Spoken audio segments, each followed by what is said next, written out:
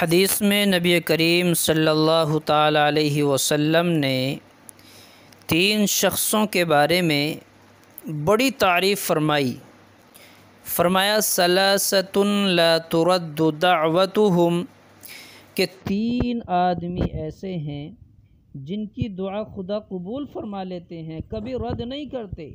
جب وہ دعا کے لیے ہاتھ اٹھاتے ہیں، اے مولا میری اس دعا کو سن لے، اللہ تبارک و تعالیٰ رد نہیں فرماتے، کبھی ان کے ہاتھ خالی نہیں چھوڑتے۔ ان میں سب سے پہلا آدمی الصائم حین یفطر، روزے دار آدمی ہے، روزہ رکھنے والا، کہ اللہ اس کی دعا قبول کرتے ہیں، کبھی رد نہیں کرتے۔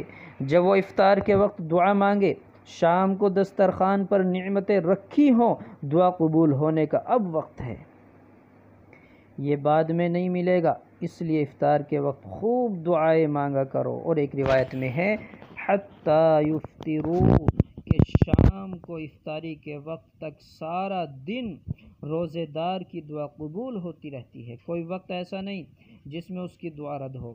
دوسرا فرمایا والامام العادل، انصاف کرنے والا جج، قاضی، معلم، جسٹس، مکھیہ منتری، سربراہ، جس کے ذمہ ہے کہ وہ لوگوں کے کام کرتا ہے، رعایا میں انصاف قائم کرتا ہے، اگر وہ انصاف کو برقرار رکھتا ہے، فرمایا یہ جب بھی دعا مانگتا ہے اس کی دعا قبول ہو جاتی ہے، اور یہ جب ظلم کرتا ہے تو مظلوم کی بد دعا اس کے خلاف قبول ہوتی ہے، اللہ حفاظت فرمائے۔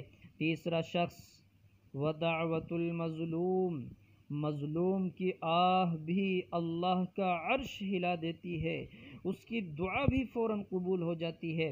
چوتھا حضور نے ایک جملہ فرمایا، بشارت ان 3 شخصوں کے بارے میں، حدیث کے الفاظ تو 3 شخصوں کے بارے میں، لیکن یہ چوتھا جملہ دیگر روایت میں ہے وَدُعَاءُ الْوَالِدِ عَلَى وَلَدِهِ، والدین کی دعا اولاد کے حق میں کبھی رد نہیں ہوتی، وہ جب بھی دعا کرتے ہیں اللہ اسی وقت قبول کر لیتے ہیں، فوراً قبول ہوتی ہے، اس میں کوئی تردد نہیں۔ اس لیے ہمیں چاہیے کہ ہم ان 3 شخصوں سے دعا کرائیں اور والدین کی دعا کا حقدار بنیں۔ بات سمجھنا، ان 3 شخصوں کے دعا کے لیے کہیں، والدین کے لیے دعا کرنے کا حق بنیں، والدین کو اتنا خوش رکھیں کہ ان کے دل سے دعا نکلے، والدین کی بد دعا سے بچیں۔